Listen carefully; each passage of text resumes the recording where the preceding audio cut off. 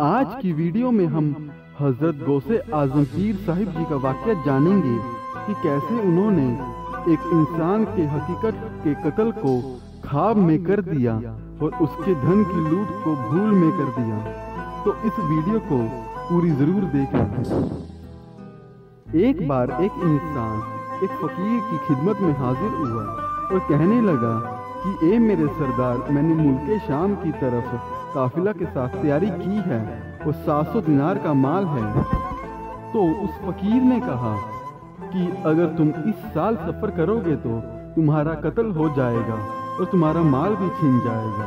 तब वह इंसान उन फकीर के पास से गमज़दा होकर निकला और हजरत गौसे आजम सरकार जी के आस्थान पर हाजिर हुआ और कहा जो बात उस इंसान ने उस फकीर से कही थी।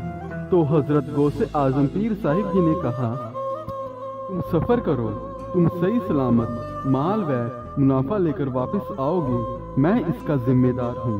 तब वह मुल्के शाम की तरफ रवाना हुआ और 1000 दिनार में अपने माल को बेच दिया।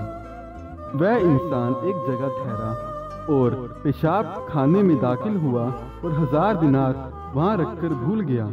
बाहर निकल आया और अपने डेरे पर आके सो गया।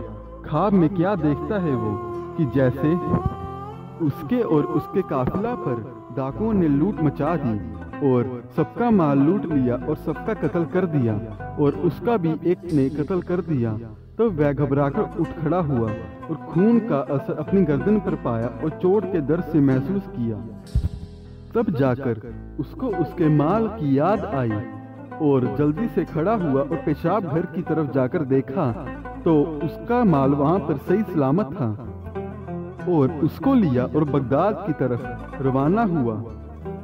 और जब वह बगदाद पहुंचा तो उस इंसान को वही फकीर वापस मिले और उस फकीर ने उस इंसान से कहा कि तुम हजरत गौसल आजम पीर साहिब जी के आस्थान पर हाजिर हो, क्योंकि वो अल्लाह के महबूब हैं। उन्होंने अल्लाह से तुम्हारे लिए सारा बार दुआ मांगी है, यहाँ तक कि जो अल्लाह ताला ने तुम्हारे लिए हकीकत में लिखा था उसको ख्वाब में कर दिया।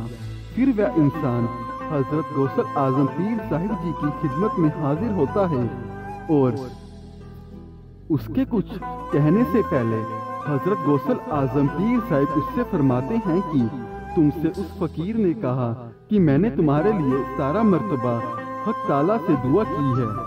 मुझे अपने रब की कसम, मैंने तुम्हारे लिए 70 मर्तबा दुआ मांगी है, यहाँ तक कि जो कत्ल जागने की हालत में लिखा था वह ख्वाब में कर दिया और जो माल लूटने का था वो भूल में कर दिया।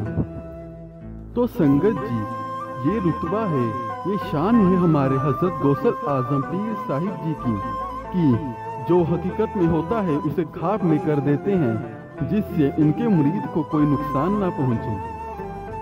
इसलिए हमें अपने पीर साहिब जी का हर वक्त शुक्रिया अदा करना चाहिए।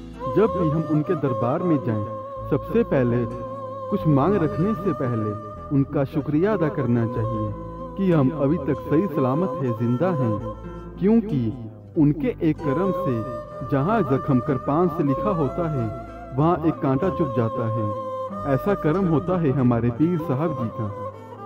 धन्यवाद।